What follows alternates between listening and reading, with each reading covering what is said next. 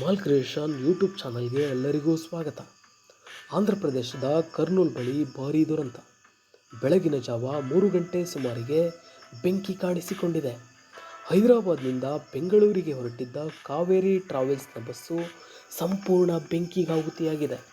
ಸುಮಾರು 45 ಜನ ಪ್ರಯಾಣಿಕರು ಪ್ರಯಾಣ ಮಾಡುತ್ತಿದ್ದ ಬಸ್ಸು ಇನ್ನೇನು ಬೆಂಗಳೂರಿಗೆ ಬಂದು ತಲುಪಬೇಕು, ದೈನಂದಿನ ಕಾರ್ಯಗಳಲ್ಲಿ ತೊಡಗಬೇಕು, ಹೀಗೆ ಹಲವಾರು ಕನಸುಗಳನ್ನು ಹೊತ್ತ ಪ್ರಯಾಣಿಕರು ತಡರಾತ್ರಿ ಬಸ್ಸಿನಲ್ಲಿ ಸಂಚಾರ ಮಾಡುತ್ತಿದ್ದರು. ಸರಿಸುಮಾರು 3:30ರ ಹೊತ್ತಿಗೆ ಮಳೆ ಜಿಟಿ ಆರಂಭವಾಗಿತ್ತು.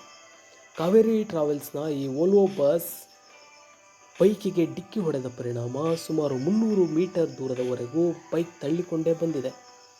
ಬೈಕ್ ಮತ್ತು ಬಸ್ನ ನಡುವೆ ಸಂಘರ್ಷ ಏರ್ಪಟ್ಟಿದ್ದು ದಿಢೀರ್ ಬೆಂಕಿ ಹತ್ತಿಕೊಂಡಿದೆ. ಡ್ರೈವರ್ ಮತ್ತು ಉಪಡ್ರೈವರ್ನ ಅರಿವಿಗೆ ಬರುವಷ್ಟರಲ್ಲಿ ಬೆಂಕಿ ಎಲ್ಲ ಕಡೆ ಹಬ್ಬಿಕೊಂಡಿತ್ತು. ಪ್ರಯಾಣಿಕರು ನಿದ್ರೆ ಮಂಪರಿನಲ್ಲಿ ಏನಾಗುತ್ತಿದೆ ಎನ್ನುವಷ್ಟರಲ್ಲಿ ಬೆಂಕಿ ಆವರಿಸಿದೆ. ಸುಮಾರು 20ಕ್ಕೂ ಹೆಚ್ಚು ಜನ ಸಾವನ್ನಪ್ಪಿದ್ದಾರೆ. ಇನ್ನು 12 ಜನ ಬಸ್ ಕಿಟಕಿ ಗಾಜುಗಳನ್ನು ಹೊಡೆದು ಬೆಂಕಿಯಿಂದ ಪಾರಾಗಿದ್ದಾರೆ.